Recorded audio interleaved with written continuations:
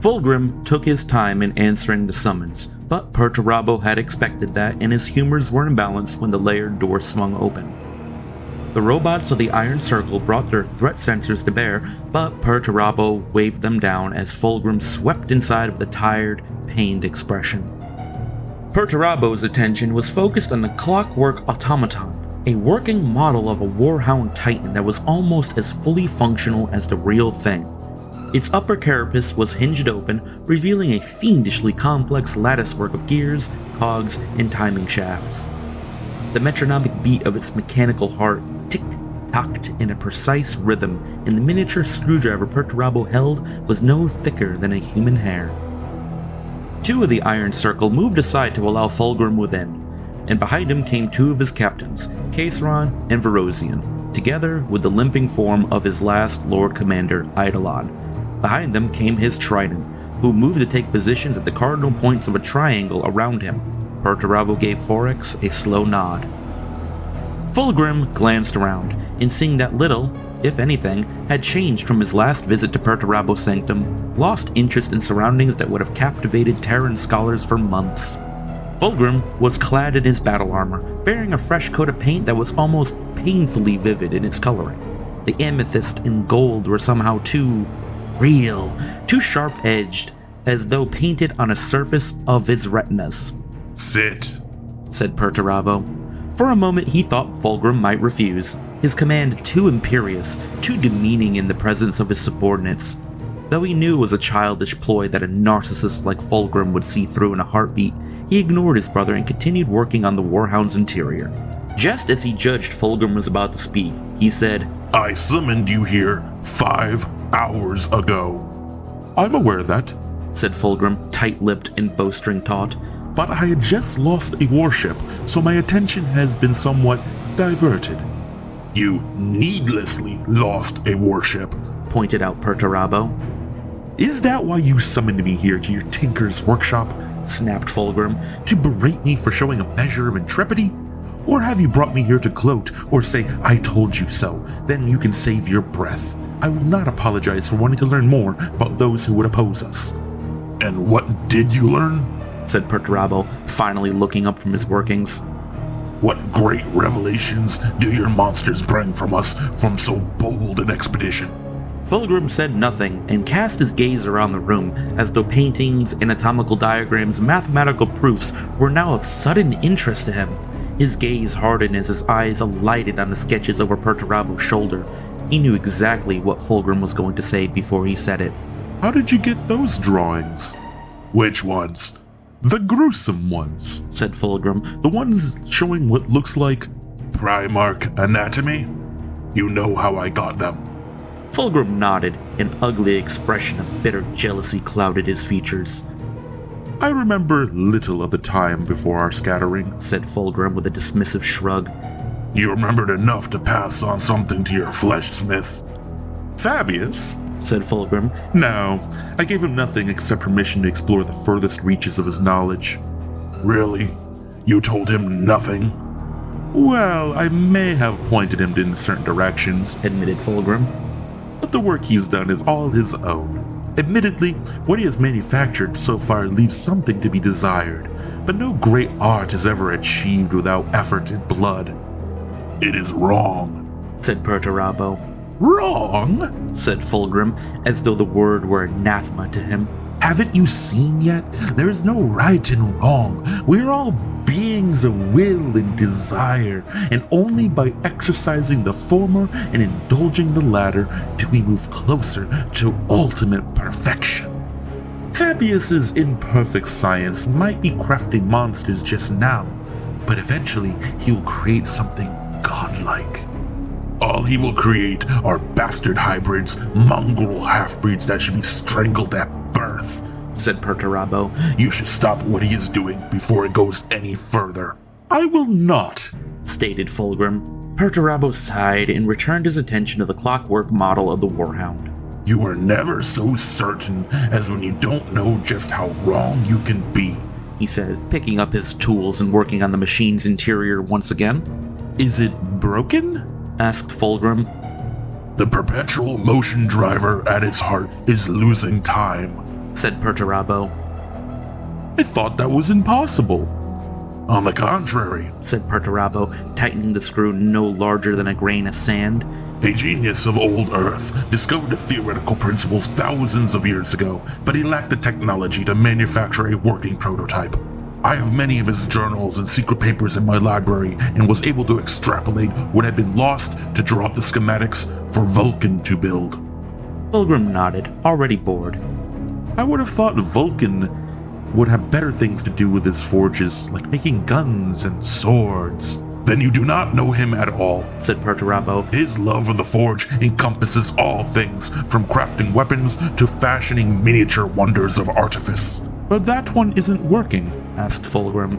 He's not as good as I heard. No, it was perfect, said Perturabo. It was damaged during the fighting at Paul. It fell from a shelf and the mechanism was knocked out of alignment. If you listen closely, you can hear the variation in each cycle of his mechanical heart. Perturabo reached out and placed a warhound on the workbench in front of Fulgrim. I have no interest in your toys, he said. Listen. Fulgrim sighed and leaned in close to the table, turning his head to listen. Perturabo's hand flashed out and grabbed Fulgrim's hair. With sudden force, he slammed his brother's face into the warhound. The wondrous automaton shattered into 1,000 pieces as Fulgrim's head crunched into the pitted surface of the workbench. Bone broke and blood splattered. Cogs flew, tiny springs and gear levers spun off. Fulgrim cried out in painful shock as his captain surged forwards. The Iron Circle smashed them aside with wrecking ball blows from their energy shields, and before the Emperor's children could recover, the Trident were upon them. Perturabo hauled Fulgrim over the workbench, scattering drawings, fragile tools, schematics, and half-finished sketches. Though Fulgrim was fully armored, Perturabo lifted him by the neck with no more effort than lifting a mortal man. Fulgrim spat blood, and Perturabo slammed his fist into his brother's face, snapping his head back with a crack of bone. Fulgrim's eyes blazed black, and his face glimmered with reptilian malice. He started to speak, but Perturabo didn't give him the chance. Like a fistfighter going for the kill, he battered his brother's face with pistoning jabs until he backed him up against the iron column. He pinned Fulgrim in place and drew back his free hand to reach for Forgebreaker. The hammer rose, but Perturabo left the blow hanging. Fulgrim's perfect face was a wet meat wound, leaking blood, snot, and tears. His breath was hoarse and clogged with phlegm and broken teeth. His eyes were swollen shut. He tried to speak, but Perturabo cut him off again. No, brother, he said. I am speaking now, and you will listen to me. Falk, Kroger, and Forex hauled Fulgrim's captive officers over. Powerful arms wrapped around their necks and wide-bored pistols jammed hard to their flesh. I have bitten my tongue and allowed you to bring my legion into this place, said Perturabo. I followed your lead in all things. I have listened to your tall tales and allowed you to set the pace of this expedition. Perturabo leaned forwards and said, That ends now. He released Fulgrim, who held himself erect in the face of Perturabo's cold anger. Your warriors have no discipline. Monsters fight your battles, and you have allowed an entire vessel to be sacrificed in the name of vanity. But no more. From here onwards, I am in charge of the duration of this mission. Your legion is mine to command. Your warriors will obey my orders, and you will follow my lead, and they will do nothing except by my command. If you can agree to that, then we will continue onward into the Eye of Terror and finish this together. If you don't, I will take my legion and leave you here. Do you understand? Fulgrim nodded and swallowed a mouthful of blood. I understand, brother, he said, his voice a gargled, mangled mockery of its once perfect cadence. I understand. You humble me and expect me to swallow my pride, to be your lapdog. I don't need a damn lapdog, Perturabo snarled. I need an equal, but I am not your equal, brother, said Fulgrim, grinning through his bloodied features as though an outburst of violence was somehow amusing. I surpass you in every way, and yet I am the one holding the hammer, said Perturabo. You say you want an equal? But where's the equality when you secure my ascent at the end of a weapon? Perturabo lowered Forgebreaker and harnessed it across his shoulder once again. He turned to the Trident and said, Release them. My lord, said Barbin Falk. Caesron struggled in his grip, despite the pistol wedged under his stretched open jaws. Are you sure? I am sure, said Perturabo. Because the lesson of history tells me the best way to get what you want is to make sure you give the other man something too.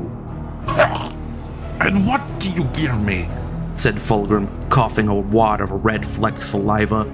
I let you live, said Perturabo. That's not much to give. It's what I'm offering. Take it or leave it. Take it and no one in this room will ever speak of this. You have my word on that.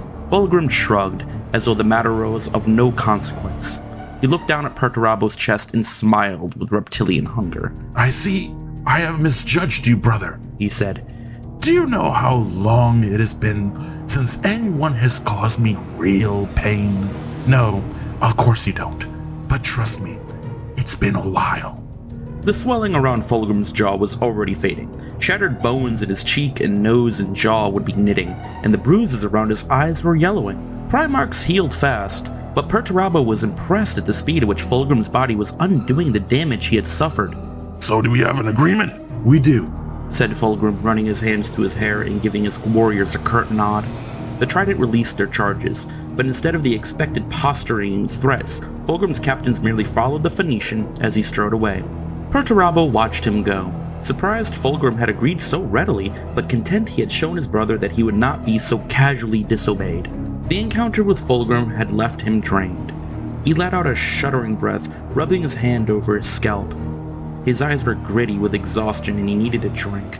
The violent urges of the Triarchs were a potent cocktail of combat stims and aggression pheromones, chemical precursors to a fight that hadn't happened. Kroger was disappointed and more blood had not been shed, and Falk's fists were still balled in the anticipation of killing. Only Forex looked uncomfortable at what had just happened, picking over the smashed remains of the broken warhound. Something troubles you, my Triarch? Asked Perturabo. I don't know why, but I've always hated this model, said Forex, though I am sad to see it destroyed. That's not what I meant, said Perturabo. You think I was wrong to bloody Fulgrim? No.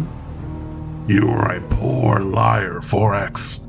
I don't think you were wrong to bloody him, my lord, said Forex. But did you have to humiliate him in front of his warriors? Fulgrim needed to be taught a lesson, said Kroger. That he did, agreed Forex, lifting a tiny cog-toothed wheel and turning in a slow circle between his thumb and finger. But if you're going to skin a cat, you don't keep it around as a house pet.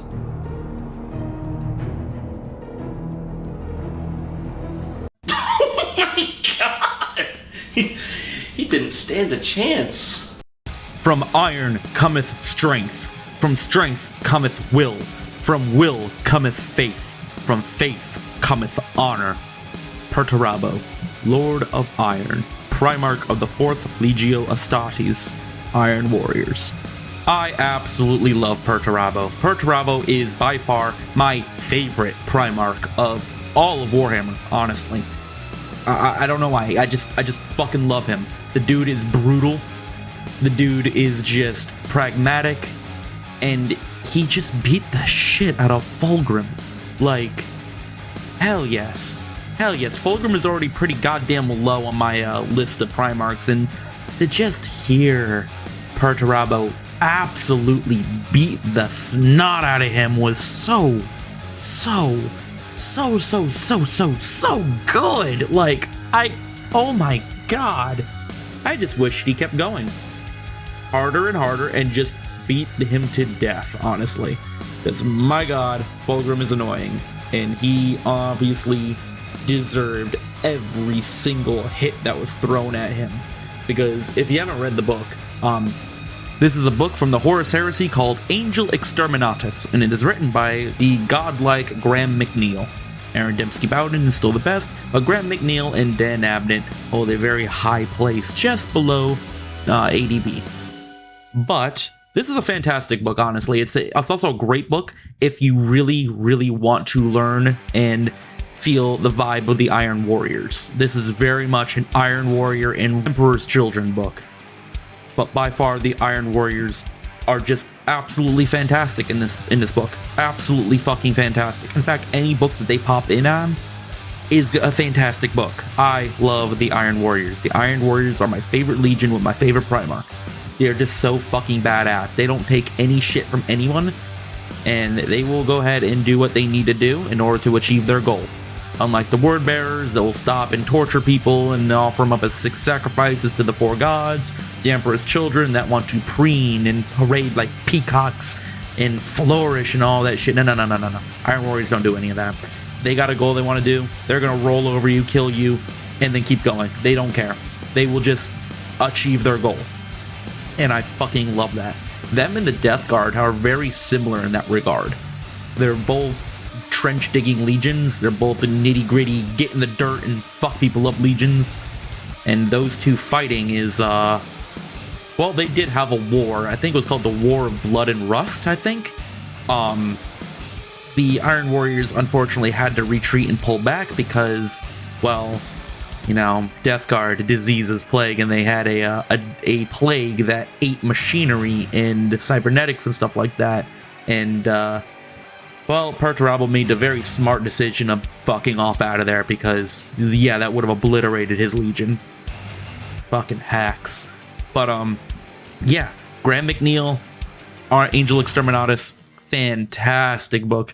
It's especially disturbing when Fulgrim makes his presence known in the book and he makes his grand entry. Good lord, that is so disturbing on so many levels. Even the Iron Warriors are just like, what the fuck is going on? What the hell is this? And I love it so much. But yeah, I hope you guys enjoyed this one. This is a re-upload of my older video, Perturabo Teaches Fulgrim a Lesson, but instead of it being directly recorded from an iPhone 11 from the audiobook, yeah, that's what it was recorded on, I decided to go ahead and give it a shot and read it. So yeah, hope you guys enjoyed this. One of my favorite passages, and hopefully one of yours. Alright, see you guys.